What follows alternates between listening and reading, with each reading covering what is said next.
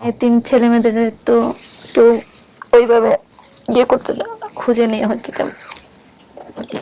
Take this. Thank you. আমার ক্ষুধা লাগলে খাবার না পাইলে লুকায়া চুরি করে খাবার খাইতাম, সেজন্য মারধর করতো। আপনার নাম কি? রুমি আক্তার। আপনার বাবার নাম? আব্দুল কাদের। মায়ের নাম? মনি বেগম। বড় বোনের নাম? মৌসুমী। মেজো ভাইয়ের নাম? রাসেল। ছোট ভাইয়ের নাম?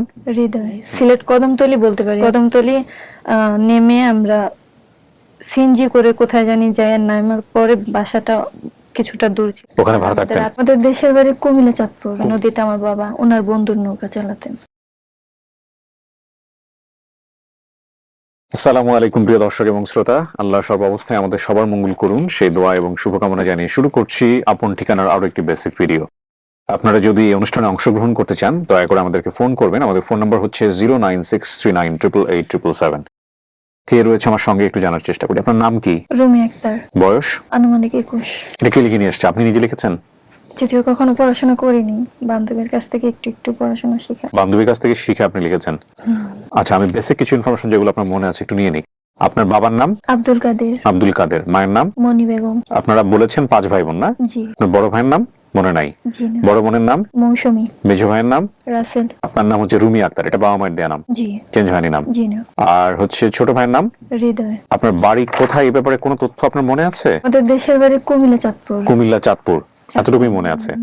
আপনার ছোটবেলার ছবি আছে জি। হারিয়ে যাওয়ার পরে, কিন্তু এটা তো দেখে তো কিছু বোঝা যাবে না। বোঝা যাচ্ছে না। একদম প্রথম থেকে বলেন তো কি ঘটেছে, একটু বিস্তারিত শুনি আমি। আমি হচ্ছে ছোটবেলার থেকে আমার মা আমাকে বাসা বাড়ির কাজে দিয়ে দিতেন। কেন দিত? ওই যে পড়াশোনা করতে চাইতাম না। তাতে কি হয়েছে? আপনার বাবার আর্থিক অবস্থা কেমন ছিল? আমার বাবা তো সংসারে কোনো রকম খরচ বহন করতেন না। আপনি বুঝলেন কিভাবে এটা? সেটা হচ্ছে যে আমার মা বাসা বাড়িতে কাজ করতেন আর আব্বু দেখতাম মাঝে মাঝে আম্মুকে মারধর করতো, বা ফ্যামিলিতে মূলত কিছু দিত না জন্য হচ্ছে আমার বড় ভাই আমার বড় বোন আমাকে কাজে দিয়ে দিত আম্মু। তো এক সময় আম্মু বলতেছিল যে আমাদের বাসার কাছে কাছে যদি দিত তো আমি ওই বাসায় কোনো রকম মারধর খাইলে বা কোনো রকম কিছু হলে আমি চলে যেতাম বাসায়। আচ্ছা। সেই জন্য আম্মু আমাকে বলতেছিল যে তোমার খালার কাছে নিয়ে যাবো তোমাকে নানু বাড়ি।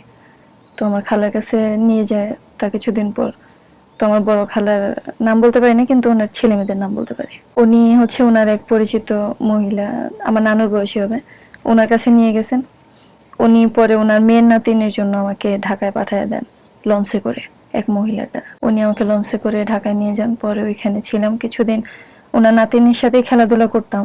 এরপর থেকে ওনার বাসায় টুকটাক করে সব কাজই করতে হতো। তো খুবই ছোট ছিলাম, সব কাজ তেমন পারতাম না, সেজন্য ওনারা অনেক সময় আমার গায়ে হাত তুলতো। একবার তো আমাকে মেরে আমার মাথাও ফাটাই দিছে, এখনো দাগ আছে মাথায়। বা অনেক সময় ক্ষুধা লাগলে খাবার না পাইলে লুকায়া চুরি করে খাবার খাইতাম, সেজন্য মারধর করতো। তো একদিন ভাবতেছিলাম যে আমি এখান থেকে বের হয়ে যাব। তখন একদিন উনি ওনার বলতেছিলেন ওনার মেয়ের জন্য মাদ্রাসাটা ওনার বাসা থেকে একটু কাছে, বলছে নাস্তা নিয়ে যাও। পরে নাস্তাটা ওনার মেয়েকে দিয়ে আমি ওখান থেকে চলে আসছিলাম। রাস্তা দিয়ে যাওয়ার পথে কিছু লোকজন আমাকে পায়, পাওয়ার পরে ওনারা। কিছু লোকজন পাইলো কিভাবে আপনাকে? আপনি তো স্বেচ্ছায় বের হয়েছেন ওখান থেকে। জি।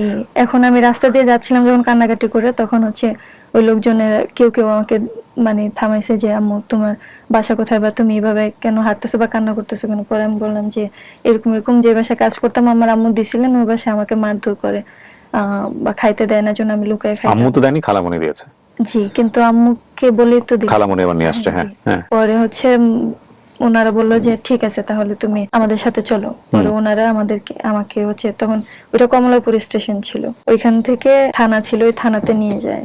ওই থানার পুলিশরা পরে অপরাজয় বাংলাদেশে দিয়ে দেওয়া। ওকে। ওখানে 1 মাস থাকার পরে ওনারা বলতেছে আমার ফ্যামিলিকে নাকি পাওয়া গেছে, কিন্তু এটা সম্পূর্ণই মিথ্যা কথা ছিল। কে বলেছে এটা? অপরাজয় বাংলা বলেছে? পরে দেখা যাচ্ছে ওনারা নিয়ে গাজীপুর একটা এতিমখানায় দিয়ে দিছিল। সম্পূর্ণ মিথ্যা কথা ছিল। কেন বলছেন? ওনারা বলছে ফ্যামিলি পাওয়া গেছে। আমি তো ফ্যামিলির আশাতে বের হয়েছিলাম, পরে দেখা যাচ্ছে না, ও ম্যাচ করেনি। ওনারা নিয়ে একটা এতিমখানায় দিয়ে দিয়েছে সমাজসেবা। ওইখানে 8 বছর ছিলাম, ওনারা খুঁজে নিয়ে হয়তো তেমন। Take this. Thank you. রাখেন আপনি পাশে। হ্যাঁ,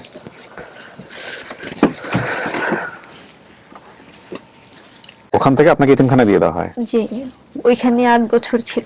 এতিমখানাতেই? জি। কি করতেন ওখানে? ওইখানে পড়াশোনা তো করায়নি, ফ্যামিলি ছাড়া স্কুলে ভর্তি করবে না। আর হচ্ছে ওখানে প্রশিক্ষণ নিয়েছিলাম কিছু। ওনাদের হচ্ছে এখানে তো 100 বাচ্চা থাকতো, ওদেরকে দেখাশোনা করতাম। আপনি তো বাচ্চা, আপনি আমার বাচ্চা দেখবেন কিভাবে? যেমন হচ্ছে তখন তো ছোট ছিলাম, ও একটু তখন বড় হয়ে যাওয়ার পরে। বড় যারা ছিলেন তারা দেখাশোনা করতো, তারপর যখন আমি বড় হয়ে গেলাম তখন আবার আমাকে দায়িত্ব দেওয়া হয়েছে বাচ্চাদেরকে রাইট। পিটি টিটি করানো বা যে নিয়ম কানুন গুলো আছে ওগুলো মেনটেন করার জন্য। পড়াশোনা করতেন ওই সময়টাতে? জি না, আমি সিলেট যখন যখন বড় হয়ে গেলাম, আমার বয়স 16, তখন 16+ হবে, তখন তো আমি কিছুটা হলেও বুঝতে পারতেছি। তখন আমি বলছি যে আপনারা কেন আমার বাবা মা খুঁজে দিচ্ছেন না, না দিলে আমাকে সিলেট সেন্টার পাঠিয়ে দেন। সিলেটও তো একটা সমাজসেবার প্রতিষ্ঠান আছে। কেন সিলেট? ওইখানে দিয়ে, কারণ হচ্ছে সিলেট আমাদের আমার বাবা মা সহ আমরা ভাড়া থাকতাম সিলেটে? জি, সিলেট কদমতলি বলতে পারি, এরপর কিছু বলতে পারি না। সিলেট কদমতলি নেমে আমরা সিএনজি করে কোথায় জানি যায়, নামার পরে বাসাটা কিছুটা দূর ছিল। ওখানে ভাড়া থাকতেন? আত্মীয় স্বজন তো কুমিল্লা চাঁদপুর, এখন ওই তখন এরকম নাকি বলতো কুমিল্লা চাঁদপুর, আর এখন কুমিল্লা চাঁদপুর গেছেন কখন ওই সময়টাতে? জি, আমি তো ওই যে মাঝে মাঝে নিয়ে যেত, তখন যাইতাম। আর কুমিল্লা চাঁদপুর বলতে কি আপনার বাবার বাড়ি কুমিল্লা চাঁদপুর নাকি মায়ের বাড়ি? আমার নানু বাড়ি। নানু বাড়ি। জি। তো সিলেটে গেলেন আপনি এরপরে কোথায় না? জি। তারপর? তারপরে ওইখানে 5 বছর ছিলাম। আপনি ওনারা খুঁজতেন? খোঁজাখুঁজি করছে, আমাকে নিয়ে কখনো খুঁজে নেই। ওনারা আমার থেকে শুনছে আমি কিভাবে হারাইছি না হারাইছি, বাকি ওগুলো শোনার পরে ওনারা নিজেরাই খোঁজাখুঁজি করছে। যদিও কখনো আমার ছবি দিয়ে ওই যে পত্রিকা যে ছাড়ে এইভাবে কোনো রকম না, ওনারা জাস্ট আমার থেকে শুনছে যে একটা নদী ছিল, ওই নদীতে আমার বাবা নৌকা চালাতেন, আমার মা বাসা বাড়িতে কাজ করতেন। বাবা নৌকা চালাতেন? জি, ওনার বন্ধুর নৌকা চালাতেন। কি নৌকা এটা? কি খেয়া পার করতেন নাকি? জি, এপার থেকে ওপারে উপর নিয়ে যেতেন। এটা কি সিলেটেই? জি। কদমতলি থেকে আশেপাশে? হ্যাঁ, কদমতলি থেকে আশেপাশে বলতে খানিকটা দূর। খানিকটা দূরে। যেহেতু সিএনজি করে যাইতাম, তারপরে সিএনজি থেকে নামার পর খানিকটা হাইটে যাওয়া লাগে, আর ওইখান থেকেও যদি বলি তারা আরো বেশ কিছুটা হাঁটতে হবে, তারপর পাওয়া যাবে। আপনি বিয়ে শাদী করছেন? জি না, এখন বিয়ে শাদী করেন নাই? ওনাদেরকে ছাড়া বিয়ে শাদী কেমনে করা যায়, কারণ কেন? এতিম ছেলে মেয়েদের তো কেউ ওইভাবে বিয়ে করতে চায় না। তাছাড়া আমি কখনোই চাই না আমি এতিম অবস্থায় বিয়ে করি। কেন চান না? কারণ এতিমদেরকে সবাই দুর্বল মনে করে। সিলেটের এখান থেকে আপনি এখন কি নিজে নিজেই জি, জীবনযাপন? এখন আমি ওনাদেরকে, আপনাদের সাথে এর আগে যোগাযোগ হয়েছিল আমার 2-3 মাস আগে, তখন ওনারা বলছে যে যদি প্রতিষ্ঠানে থাকেন তাহলে এখানে করতে পারবেন। মানে প্রতিষ্ঠানে থাকলে আপন ঠিকানা আসতে পারবেন না? হ্যাঁ। এটা কে বলেছে? জানি না কে, কিন্তু পরে হচ্ছে আমি বলছি যে ঠিক আছে, পরে ওখানে লিখে, আমার বয়সও যেহেতু 21 হয়ে গেছে, ওখানে আবার 18+ হওয়ার পর থাকা যাবে না। আচ্ছা। পরে লিখিত দিয়ে ওখান থেকে বের হয়ে, তো ওনাদেরকে বলছি আমি তো এমনি এমনি যাইতে পারি না, আমার তো কেউ নাই, আপনারা যদি একটা চাকরি, আমার ভালো একটা সেফলি একটা থাকার জায়গা করে দেন। পরে দিয়ে দিছে, চাকরিও দিয়ে দিল ওনারা। ওই সরকারি চাকরি করছেন আপনি? সরকারি না, এটা বেসরকারি। আচ্ছা। ওইখানে করি, ওনাদের যে একটা ক্যান্টিন আছে ওইখানে, আর হচ্ছে ওনাদেরই একটা হোস্টেল আছে, ওই হোস্টেলে থাকি। মানে খুবই কষ্টকর একটা স্টোরি।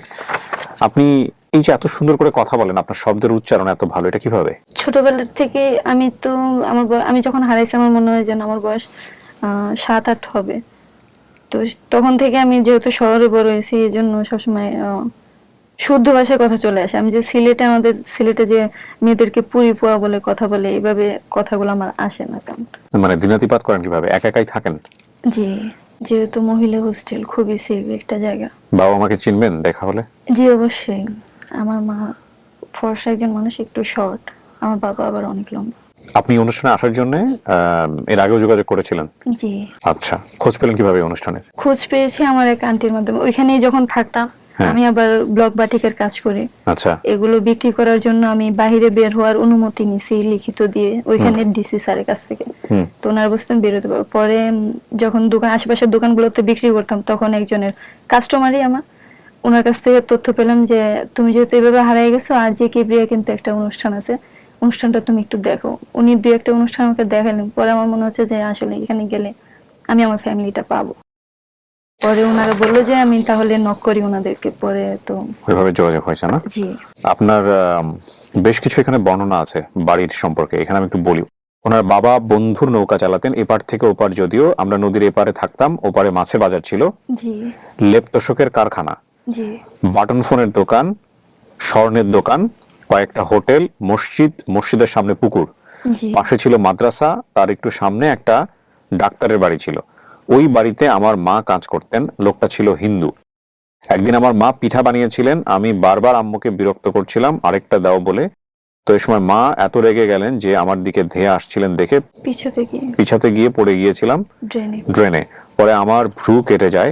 তখন ওই ডাক্তারের বাসাটা ছিল দোতলা, নিচতলাতে ডাক্তারের দোকান, ওখানে মা বাবা নিয়ে যান সেলাই করাতে, সেই দাগ এখনো আছে আমার ভ্রুতে।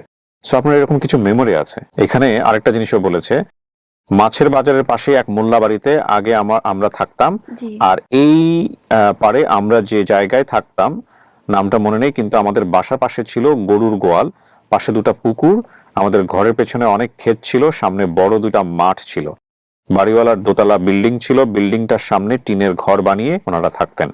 ওনাদের পাশের ঘরটাতে থাকতেন আরেকটা পরিবার, এবং ওই পরিবারের একজন প্রতিবন্ধী ছিল, উনি কিছু করতে পারতেন না, ওনার বউ ওনার সেবা করতেন। এই মহিলা বাসায় হাঁস মুরগি পালতেন, আর বাড়িওয়ালা পালতেন হাঁস মুরগি, গরু, ছাগল। একবার আমাদের বাসার সামনে মাঠে খেলতে গিয়ে ছাগলের দড়িতে বেঁধে পরে হাতের কবজিতে খুব ব্যথা পেয়েছিলাম। এই যে তথ্যগুলা, এগুলো আপনার পরিবার পেলে আপনি যদি আসে তাহলে এগুলো মিলাই নিতে পারবেন আপনি।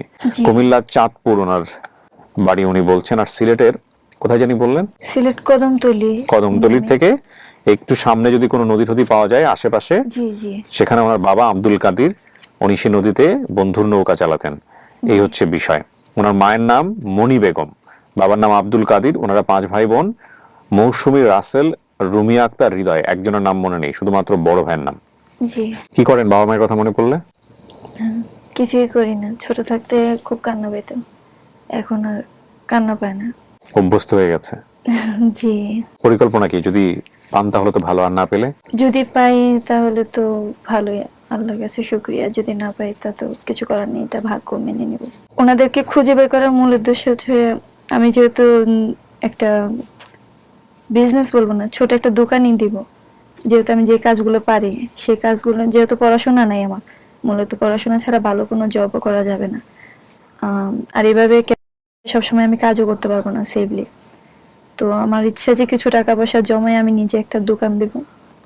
তো এই দোকানটা যদি আমি দিতে যাই, তো এভাবে ফ্যামিলি ছাড়া মানে কোনো একটা সাপোর্ট দরকার, যে সাপোর্টটা আমি অন্য কারো কাছ থেকে পাবো বলে মনে হয় না, আর অন্য কেউ করবে নিঃস্বার্থভাবে, আমার তাও মনে হয় না।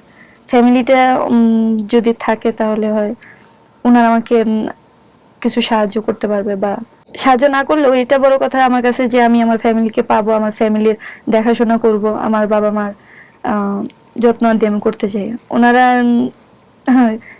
হয়তো মেয়ে মনে করে, মানে মেয়েরা তো, ওনারা গ্রামের মানুষরা মনে করে মেয়েরা হচ্ছে অবলা মনে করে, ওনারা মনে করে যে মেয়েরা কিছু করতে পারবে, মেয়েদের দিয়ে কিছু হবে না। কিন্তু ওনাদেরকে দেখাই দিতে চাই যে ওনারা ছাড়াও আমি আজ পর্যন্ত বাইচা আছি।